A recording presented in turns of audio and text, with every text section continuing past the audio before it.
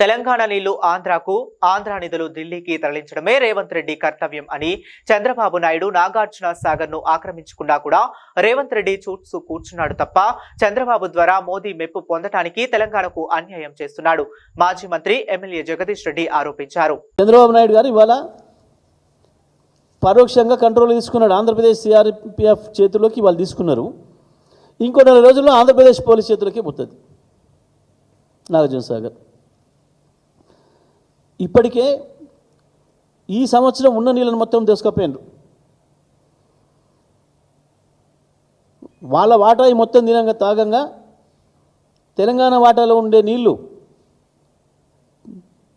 తెలంగాణ యాసంగి కావచ్చు, ఎండాకాలం మంచినీళ్ళ కొరకు కావచ్చు, హైదరాబాద్ మంచినీళ్ళు, రంగారెడ్డి, మహబూబ్ నగర్, నల్గొండ, ఖమ్మం జిల్లాల మంచినీళ్ళ కొరకు పెట్టుకున్న నీళ్లను దొంగతనంగా దోసుకపోయాడు.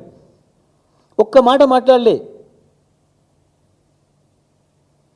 ముఖ్యమంత్రి కానీ, నీటిపారుదల శాఖ మంత్రి కానీ, ఇతర మంత్రులు కానీ, నల్గొండ జిల్లా, మహబూబ్ నగర్ జిల్లా, ఖమ్మం జిల్లాల మంత్రులు కానీ ఒక్క మాట మాట్లాడలేదు. ఎందుకో చంద్రబాబును చూసి వణుకుతున్నారు. చాలా ఆశ్చర్యంగా ఉంది. వాళ్ళ పార్టీ అధిష్టానాల కంటే ఎక్కువ చంద్రబాబుతో మంచిగా ఉండాలన్న ప్రయత్నం ఈ రాష్ట్ర ముఖ్యమంత్రి, మంత్రులు చేస్తున్నారు. చంద్రబాబు భయ మోడీతో మంచిగా ఉండాలని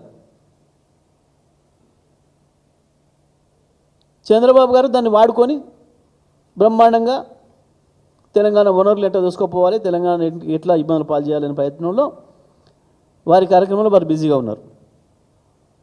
కానీ మరి వీళ్ళకి లేదు సోయి. తెలంగాణ నిధులు తీసుకుపోయాము ఢిల్లీకి అప్ప చెప్తున్నారు, నీళ్ళని తీసుకుపోయి ఆంధ్రప్రదేశ్కి అప్ప చెప్తున్నారు.